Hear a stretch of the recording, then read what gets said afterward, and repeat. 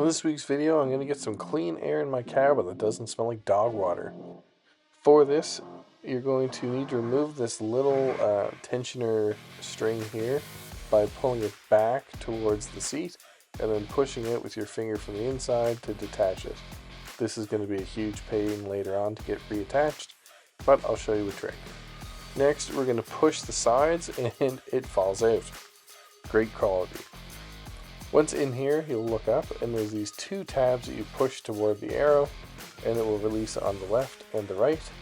And then also notice the airflow downward arrow. So make sure you install your filter with the airflow arrows going down.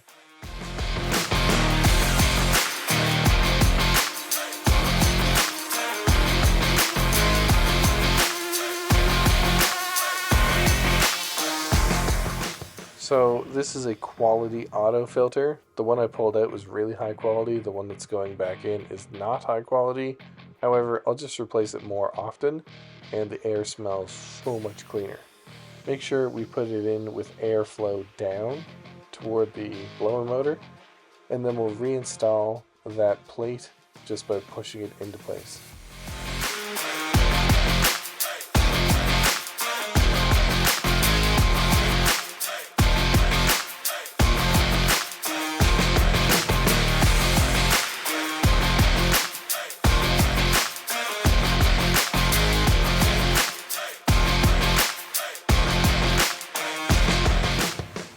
Now once you get it lined up, the trick is going to be to pull this out and grab it with a pair of needle nose pliers.